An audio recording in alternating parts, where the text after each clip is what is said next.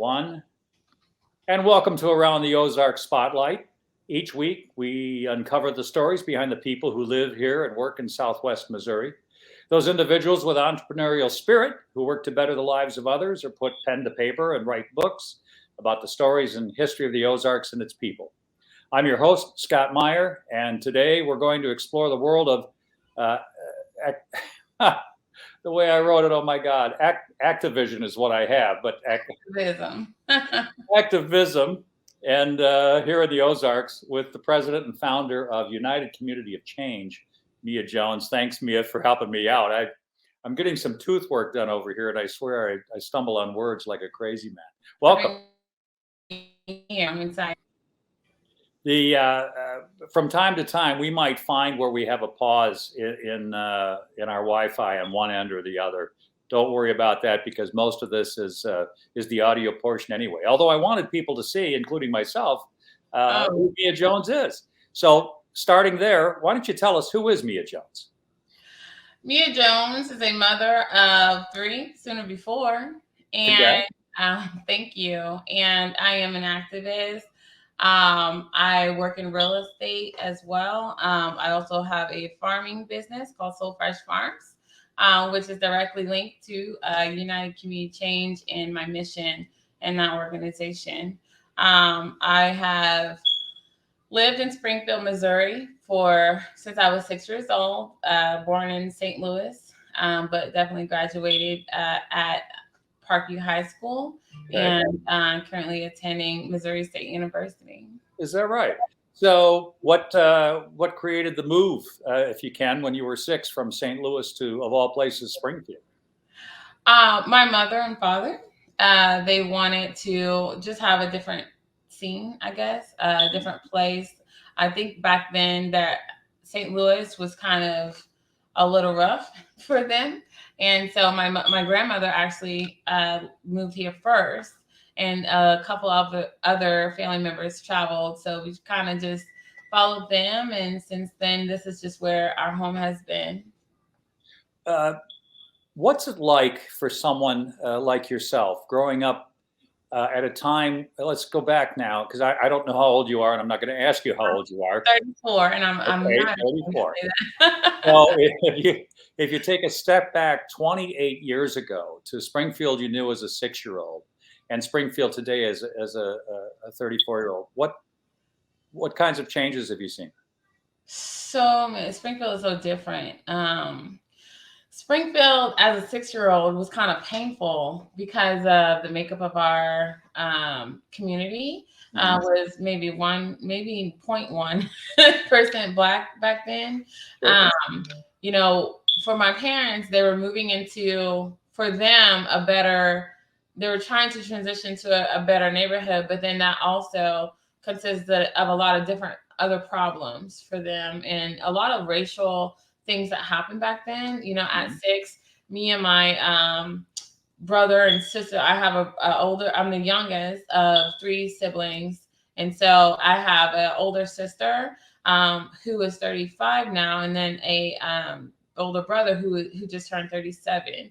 And so we were the only, in our neighborhood, we were the only Black children in the whole school. Sure. And so that was, as a young kid, that was kind of different, the social, just the atmosphere, and then just having culture shock, trying to get other people who haven't really been near people like you before. Right. They ask a lot of questions, and as a kid, you don't know how to answer those things. So, just having to deal with that, and then kind of some pushback of people not wanting you to be a part of their community.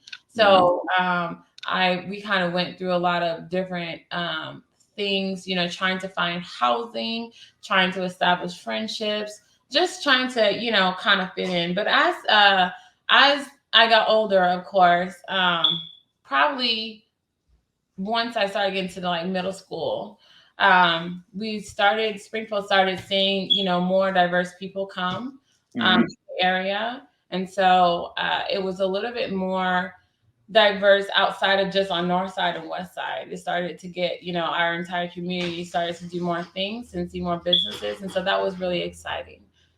My guest today on Around the Ozark Spotlight is Meier Jones. Meier is the founder and president of United Community of Change here in Springfield.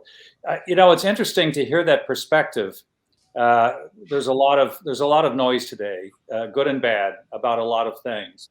But in those 30 years, do you feel in your heart things have gotten better? Not saying they're done, not saying we're where everybody wants to be, but can you shed some light on maybe some positives on what you found from then till now? Yeah, absolutely. And I just want to introduce my child who just entered the. I saw something over your shoulder. I didn't know what was going on back there. I wasn't expecting that. Yeah, that's a supreme. So I apologize for that. It's quite all right. It's like the days of Zoom, right? Yes. So, give me just one second. Absolutely. Give me just a second. Absolutely. Thank you. It's interesting enough, Meier, when you're a mom, it's a full time, even when you're doing a show. Not a problem.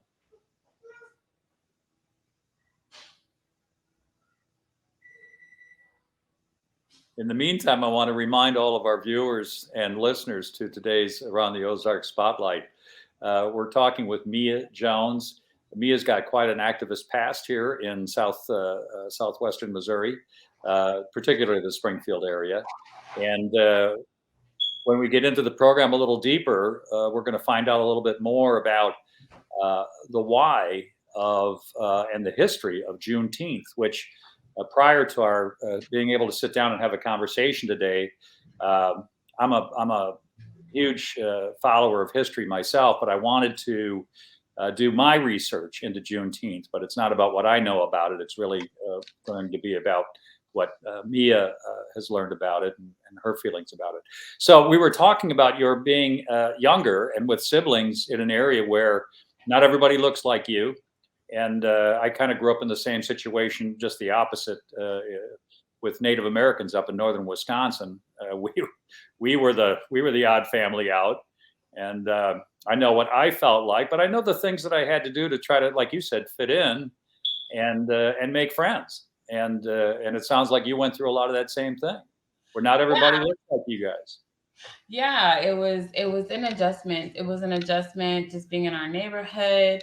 A lot of people wouldn't believe, the things that we got to witness during that time. Sure. It was just really setback, kind of. And so our area, as we knew it, was just kind of growing a little bit slower than the rest of the world. Mm-hmm. But I'm not upset at it. Being in Springfield has had its challenges, but also it's had its different positive impacts on our lives as well. Being able to see things from a different perspective. And then, our parents being able to take us out of a prominent Black community where, as like history has kind of pushed us into those areas. It's not really, that we have established those for ourselves. So coming out of that, we're able to really experience different perspectives, different ways of life, get to know other people and be more understanding on both spectrums. So I find myself positively in the middle of being able to understand, diverse communities and also majority white Caucasian communities as well, because of being able to be raised around such a huge population of white individuals. So I'm curious, do you feel that's made you a stronger person? Yeah, I mean, it's made me a strong, yes, it has made me a really strong person, but most of all, it's allowed me to stand on a sound mind, being able to just take in information and not really judge it quickly before really understanding from where the information is coming from. Absolutely. I would guess the conversations with your children may be a little different than they were with you and your parents. How have those changed? Yeah, so conversations with my parents, my parents coming here back then in those times were much different for them. Their experience with racism was probably a lot worse than mine, even though we got to go through some of those challenges as well. I wouldn't fathom what they had to deal with. My mom, she had tried to purchase a house that she was denied on West Side Springfield. And she won a court case for that. The lady, they were calling us brownies. And they were calling our hair shoestring hair, and just all type of different stuff. We couldn't get around us or touch us because we had just these different things that people back then would just say. Sure. So their experience was based on a lot of fear, just a fear. And so they kind of just kept us in. We couldn't really go outside anywhere, explore, just for our own safety. And so I think that, there was a strong hand on us for my parents as young people. Me and my children now that, things are a little bit more diverse, and people are starting to be a little bit more accepting of one another, is just to really be open and not be scared to, I'm so sorry. Yeah, you hungry? Okay. My guest today on Around the Ozarks Spotlight is a busy mom and a busy activist, and her name is Meier Jones. Meier is the president and founder of United Community of Change, and has experienced lots of things here in the Ozarks, having lived in this area now for close to 28 years of her life. So right now she's experiencing what it's like to be a mom and be on a program at the same time. It's not easy. Not easy for her. Give me just 1 second. That's quite all right. That's quite all right. We're coming up on a break soon anyway, so that'll be good for both of us.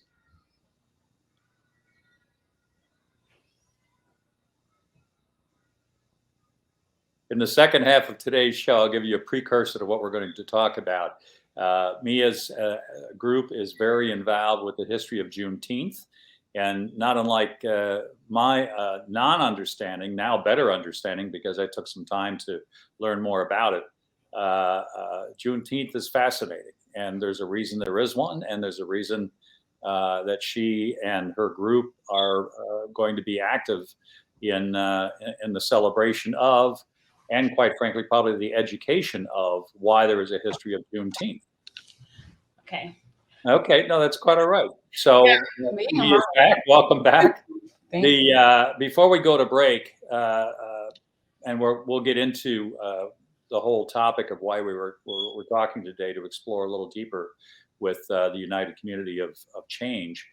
You've been an activist really since high school, or were you also? Since high school, it was in my heart. I've experienced a lot, and I think that is really the heart of why I'm an activist. I really feel like I've just been through a lot of different experiences, and just I feel like my voice needs to be heard, because there's people like me also out there that are experiencing things, but they're just not as bold to share it. And so God picks certain people in life to be a leader and to just really set out challenges in order to help us improve as people, as human beings. So in high school, I started at Parkview High School. I started a step team called Black Awareness Club. Black Awareness Club. And basically it's because in our school, we just didn't have anything there that specifically contributed towards minority African American students. Sure. There wasn't a lot of education on our own history, even for ourselves, to know who we are as people. I mean, we had other groups, like Spanish club, Asian club, this club, that club. Right. Sure. Nothing for the African American student. So we wanted to do that. And actually, there was a lot of pushback on that as well. While we were trying to really establish that, there was feedback. Well, what if we created this, and it's just everything really gets political when it comes to Black Americans. And it's sad to say, it's really hard to really celebrate our own culture without someone feeling that it has to turn political.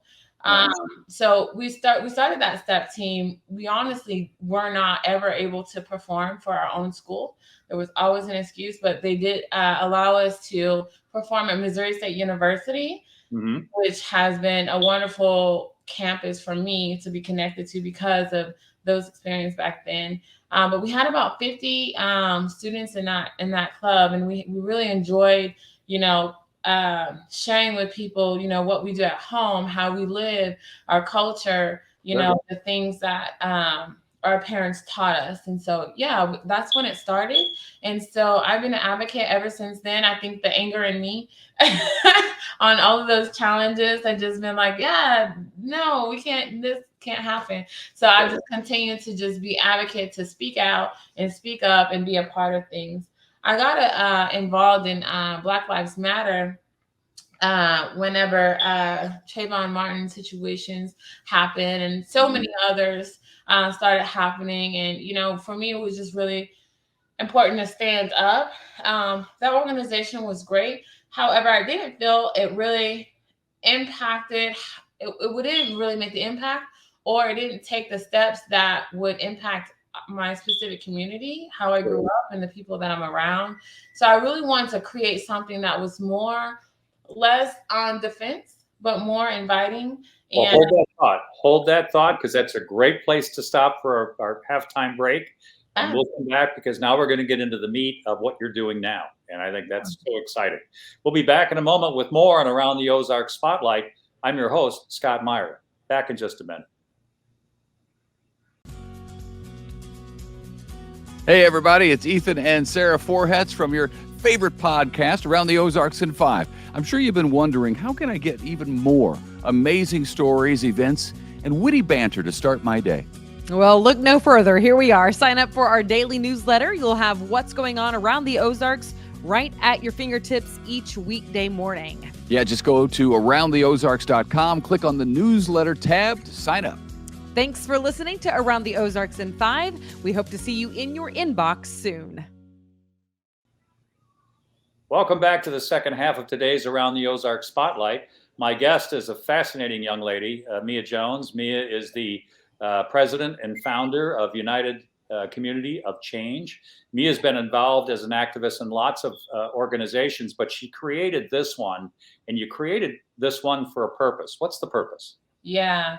So the purpose of United Community Change is basically to empower our individuals in our community. And so we do have a mission, and our mission is to is a social justice. We are a social justice organization, and we're dedicated to empowering underserved and marginalized communities, and particularly African Americans and those of the African diaspora descent, to connect with their lands, their homes, their communities, their culture, and worldwide history through programs and education that promote diversity, equity, and inclusion, and are and definitely unpoliticized diversity, equity, and inclusion. Well, that's good to hear, because I think the minute the politics get involved, the listening and understanding gets shut off on either side. And as I mentioned in the first half of the show, I grew up in a situation where I was somewhat in a situation like yours, in an area where we were the minority. Yeah.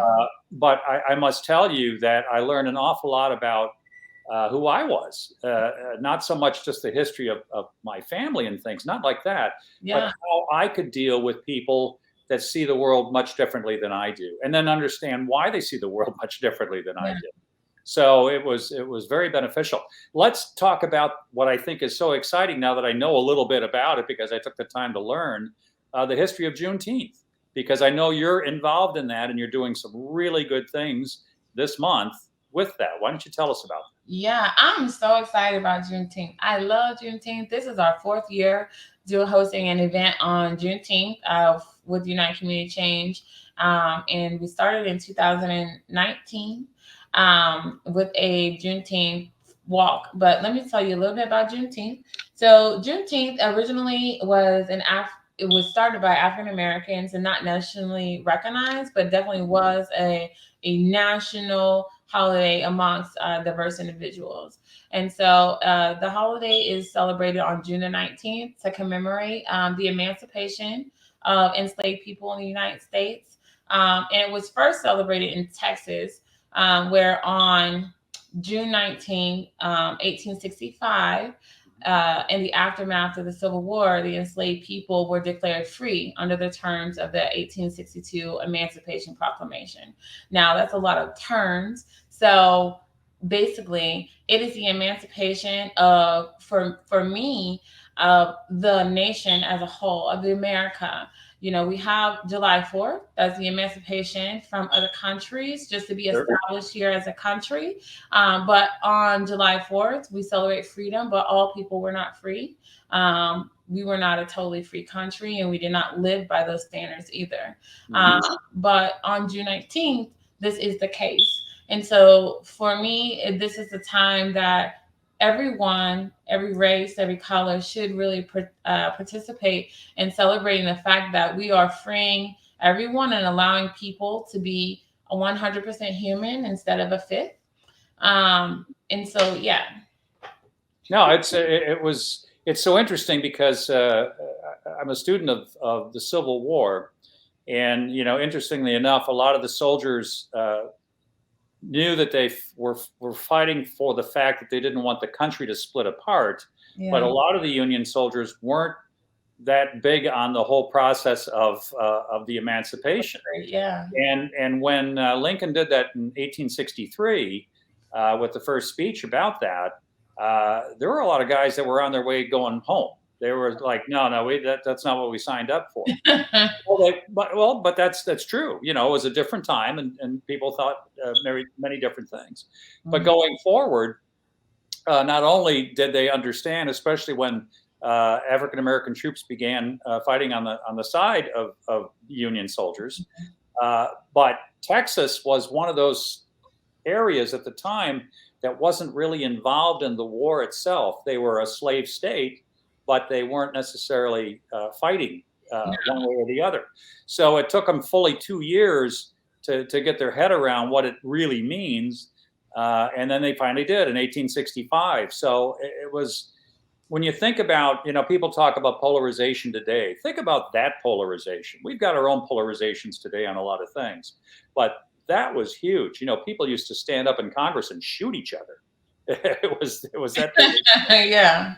So I just think it's really great that you're shedding light on it so people can take the time, learn the why, and understand how important it is, not only to the African American community, but to the country in its own right. Because, we've come a long way. Some would argue not far enough. Many would argue a lot further than people ever thought. But at the end of the day, it's important, real history to know and see that even back then, people cared enough to make a change. And boy, think how tough that would have been in a place like Texas. Yeah, absolutely. And, even though, it was established that for Juneteenth in Texas, to be that national day to represent, freedom, I think is Al Edwards. It was a freshman state representative that put forward that bill. I think HB 1016, that made Texas the first state to grant the emancipation celebration.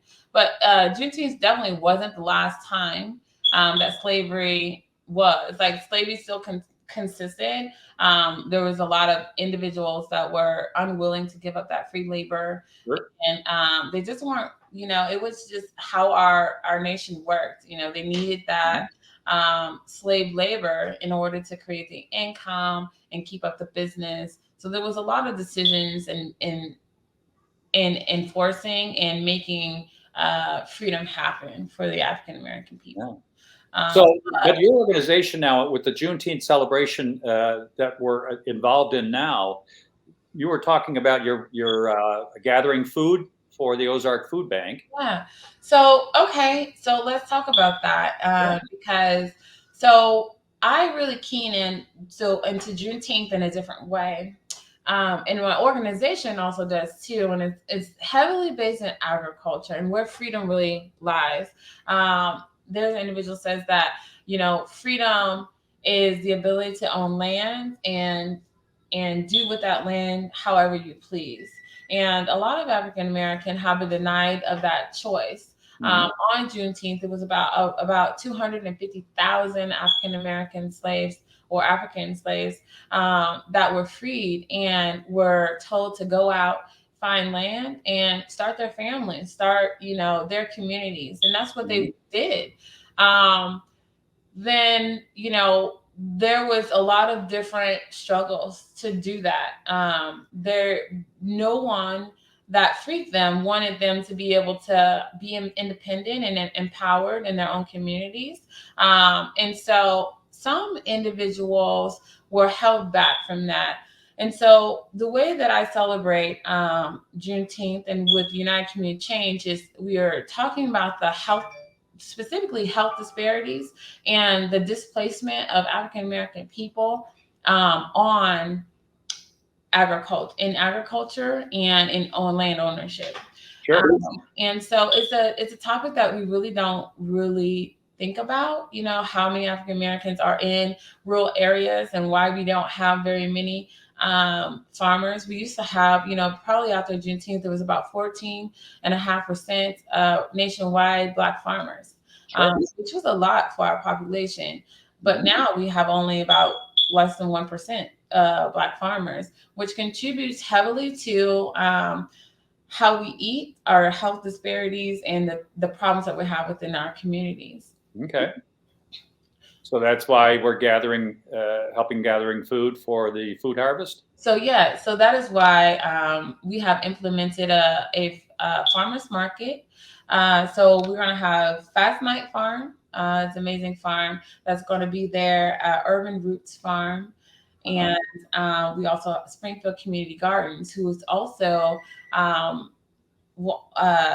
in our community working towards establishing local food sources, so that people can have access to. Oh, that's great. That's excellent. Now, what else? You had something, a run. You're doing a run? Yeah, so we have a lot going on outside. We're trying to help you here, Mia. We're trying to raise some money, right? We're trying absolutely. So we have a lot more going on outside of bringing awareness to food disparity and the accessibility to land, for Black farmers. Sure. We also want to bring the entire community out. We want to donate funds to the Drew Lewis Foundation, who assists in low-income housing for all races of disadvantaged communities. And we would like to raise at least $300 to assist the individuals they place in homes with those starting moving costs. Okay. So we ask that people come to our Freedom Walk. So it is a Freedom Run and Walk, and it is timed. And individuals who are competitive or they're trying to track their runs or their paces, you can come out. The fee on the day of right now, I believe it's $40, but it'll be $50. You'll get a swag bag with goodies inside, and then also we will feed you hot dogs and water as well when you're participating. And when is it? And that is going to be on June 17th between 8 a.m., 8 in the morning. Sure. And then also it will end around 10. But you want to check in around 7:30 so that you can get your things ready so you can be ready to run right at 8 o'clock. After that, we're going to have... Go ahead. I'm sorry. Go ahead. I was going to say, if people can't get to the event itself, but they want to give you some funds, what's the best way to get a hold of you? Yes, thank you. So the best way, if you like to donate to United Community Change or any of our events, you want to go to our link tree, and the website is https://linktr.ee and then /UCC Empowers, EMPOWERS.